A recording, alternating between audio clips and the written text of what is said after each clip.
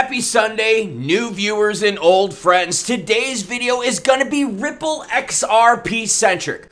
We're going to get words from Paul Grewal, Chief Legal Officer, along with Brad Garlinghouse, who's like, yo, this politics crap is a mess. And the setup, that's right, everyone. There's only 3 days until the big event. And have you checked out the whiteboard behind me? US politics equals herp gross. Yes, herp gross. It may go away every once in a while, but it's always there and lingering. And it pops up when you don't want it, just like US politics. KR Hump says, held from March 2017, both XLM and XRP and ADA. At the time, there was only 30 coins I could buy from. Wow, have times changed. I love these comments because it puts stuff into perspective. We've got new holders, old hodlers. We've got people who've been dealing with US herp politics for a long time. Thank you, KR Hump. What else do we got? Anthony Garcia, 9696. Can I suggest you change that to Anthony Garcia, 6969? Double 69 is great. 169 is good too. I was fortunate enough to find your channel April 23, and I watched an XLM video and did some research, and now I'm holding a decent bag of XLM. Thanks, buddy. Well, you're welcome. You are my go-to for information because you always just give the facts, not hype, unless it's legit, not speculation. Very true. I bring the news whether it's good or bad, and I am willing to take the heat for it. Bitcoin sitting at 29,912, not moving anywhere until the big event coming in a few days. Don't worry, we'll cover it. ETH 1875, big blob of red up on the screen as XLM did not hold 16 cents, sitting right now at 15.5. With XRP, the highlight of the show, sitting at 74 cents down, 3.73 last 24. Ripple ruling appeal attorney says the US SEC has just one option left. I've read a bunch of comments of people like, oh, they can't appeal. No, trust me, they can appeal, and that's what they're going to do. Meanwhile, attorney Jeremy Hogan believes that the USSC has no option but to appeal. This comes after the agency noted in its latest filing in the case against Terraform Labs Do Kwon, another scumbag, another version of herp. The SEC staff told the judge that it intends to review the judge's decision in the Ripple lawsuit and that the summary judgment should not be considered while pursuing the Terra case. Attorney Hogan explained that appealing the recent XRP lawsuit decision is the only ammunition the SEC has under its belt. So what does the SEC have to lose? Seriously, if their whole thing is going after crypto and they just had a setback, what do you think they're going to do? They're going to fight the setback. Like the herp, it keeps coming back. Yet there is just one part of the gray area in Ripple's conduct that could pave way for a settlement, he explained. The summary judgment had considered only the retail sales of XRP, not as securities, leaving institutional sales part for further arbitration. That's the problem, everyone. That's why XRP price, let's not spoil it. We're going to get to XRP price talk, but that statement that I just said has everything to do with XRP price talk. When asked if settlement talks could likely involve negotiation and how much would be penalized for the institutional sales of the token, the lawyer confirmed. Oh. On the flip side, it's being argued that the SEC does not have precedent to quote support his argument that XRP is not a security. Paul Grewal, Chief Legal Officer, CLOLBC, Snoop DOGG, like that. Paul Grewal, the Chief Legal Officer, criticized the agency continues to prioritize policy over law. Oh. And who put Gensler into power? Oh, the Biden administration. Oh, and they're using laws from 1933, 1934. Let's keep going, everyone. Ripple CLO says the SEC security war is a political power play. Here's the quote. A securities agency has jurisdiction only over securities. No shit. No security, no role for the SEC. But the problem is it was ruled as a security for institutional sales directly from Ripple Labs to some. Why? Because Ripple Labs would benefit directly, and we could all agree with that. That direct benefit, we can understand that. Pretending to have jurisdiction where there isn't is simply a political power play. It helps no one, it hurts everyone, he said in his tweet. Well, it does help people. It helps the political side that put him into play because they believe he's protecting their agenda. It's all about perspective. That's why I'm asking you for your comments. It's about perspective. We have viewers out here buying stuff when there was only maybe 30 coins. Now there's like 20-something thousand. Perspective, everyone. Ripple marks significant growth in Singapore with 5 times volume spike. That's juicy stuff. As Ripple builds outside of the US, no shit because of herp US politics, The decision is essentially paying off. Ripple has doubled its headcount in Singapore with a 5-fold increase in volume this year. That also means those are jobs that could have been slated for, I don't know, maybe the United States, but now they're in Singapore. Good for you, Singaporean fans.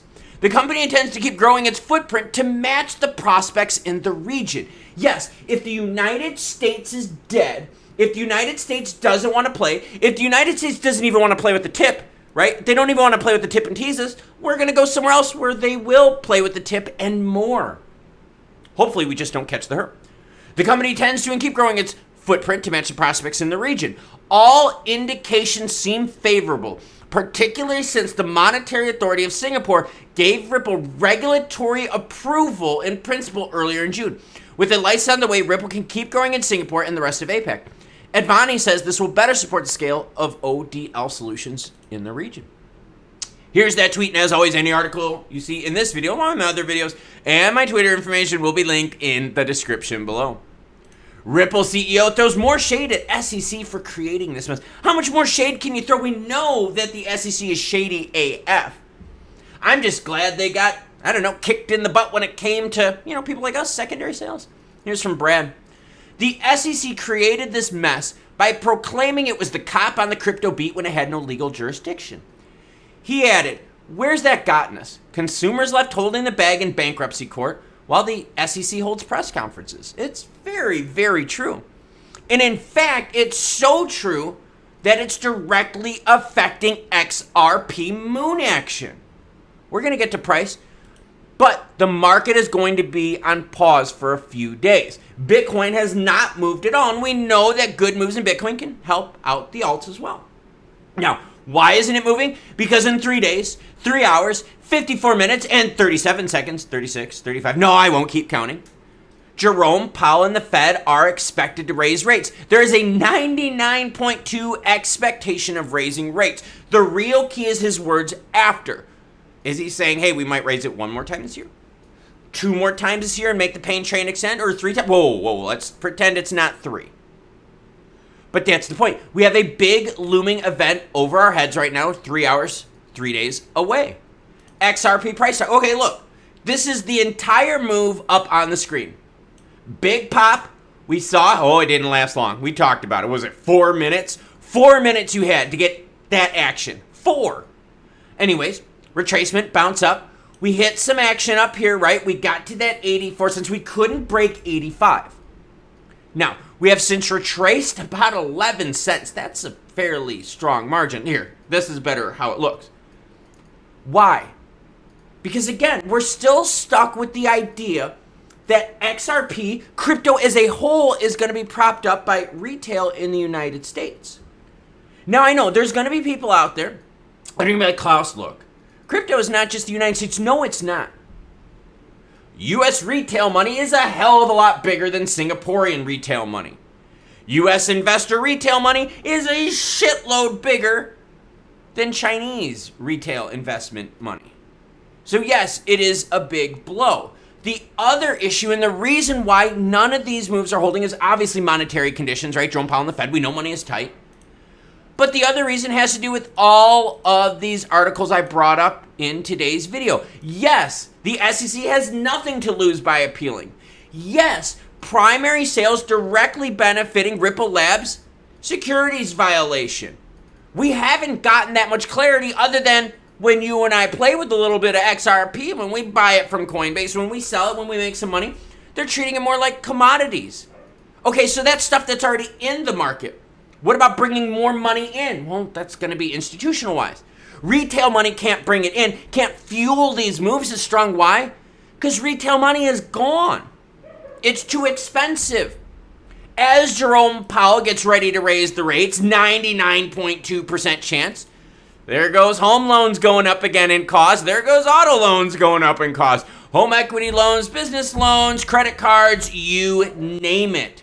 In fact, it's not just the United States. Let's zoom out and take a bigger picture. Did you know that there are a crap ton of governments out there that basically watch the Fed? And whatever the Fed does, they do. In fact, did an article about this when things were really bad with inflation, when Jerome Powell was hitting us with the 75s and 50s. And the video I did was about Gulf states. Yes, Middle East Gulf states. As soon as they raise rates, boom, those Gulf states jumped right up on it and did the same thing. So if we don't have clarity, or if we don't have a favorable ruling regarding institutional, where the biggest chunk of money lies, as we're raising rates across the globe, because, oh, daddy, this ain't only the United States. The whole globe is freaking raising rates. That's telling us why these moves can't last. Now, what we need to figure out, though, is, again, the footing. And I know I've brought it up a lot, but the footing is important because the footing is what gets us there until we get institutional clarity. Until the valve of raising rates stops and they start turning it down. You look for footing to get you past things. Personally, I don't believe we're in moon phase. Monetary conditions aren't right. If you don't believe me, then why the hell did it only go up to here for the case, guys? Why? Why did that happen? Why did we only get to 88.7? Because there's no money and because the ruling said, whoa, institutional is bad, retail secondary is okay. That's why. If we would have gotten a ruling when monetary conditions were better, we would have totally blown up even higher. But there's no money to fuel this. Look at the bottom of the screen. And it's not me being negative, because I'm going to go back to one of those earlier commenters. You're my go-to for information because you give the facts and not hype unless it's legit, not speculation. So when we go here, you can see the volume just still isn't there. And you're like, well, Klaus, recently the volume's been juicy. Yeah, juicy compared to what? Juicy compared to the shit that we had from like November through now where the market was poo-poo, pee-pee? Come on now. Yes, did we have a big volume move on the announcement date and like the day after? Yes, of course. My God, I would hope so.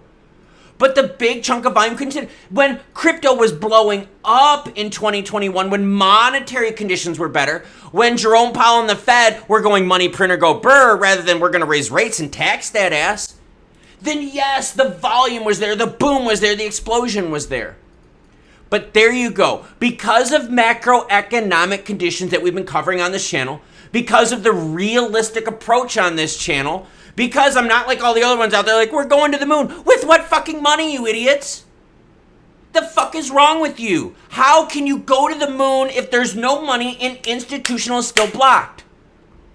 So yes, that's why I talk about floor and that's why I talk about footing.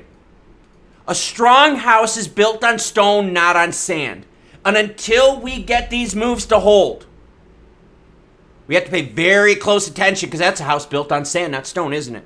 Until we get institutional money, which can prop things up even further, until we get more clarity, because look, we haven't even gotten the clarity. We're talking about settlements. We're talking about appeals. We're talking about penalties. We're talking about the SEC and Ripple Labs agreeing to penalties. Come on now. We're far, far away. And the reason why I brought up the chief legal officer along with, yes, Brad Garlinghouse, the CEO, is because they both said this is political bullshit. Political power play. Just like the whiteboard behind me, U.S. politics equals Herb Gross. So if we still don't have clarity, and boy, that's what the U.S. is good for, making things not clear, then no, we can't moon. Our best bet is to find where can we hold strong defensive financial support. And can we turn that financial support from low volume sand into high volume stone? My Garmin says that I'm peaking and ready to go to kick some ass. It's because in 1 week I have a fitness race. And then a couple weeks after that, another one. And a couple weeks after that, another one. Yes, 3 races in the next 4 weeks. But even though I've got races, I'm spending a lot of time on news like this, trying to disseminate where the market is going, trying to provide you with the best and most accurate information out there so that you can make the best judgments. Now I get it. I'm not as fun as those hopium channels out there that are like, yo, pick out your color of your Lambo. We're ready to go. No. But the move is still good, and that's why I'm happy. That's why I'm peaking. That sounded naughty. But the deal is this. We need more clarity, but Torres did provide us some protection. Protection for people like you and I in the secondary market. The reality is, though, is we need the primary market, primary sales, right, to come around our way. And we also need the rate hikes to stop, and we need them to start turning on down. But recently I've seen gas prices spike and food prices really aren't going down, and neither is housing. So we got a long ways to go until monetary conditions improve to where we can talk about really mooning. I'm talking about good money. Not this, ooh, we hit 88 cents. No. Talking about dollars, yo. Way different than the crap you're seeing now because monetary conditions are tight. Earlier, I showed you my Garmin readout that says I'm peaking. If you want to know the races and all that in my training, it's found in this channel right here. Happy Sunday, everyone! Got the singing in there again. Cool cats. Have a great rest of your day.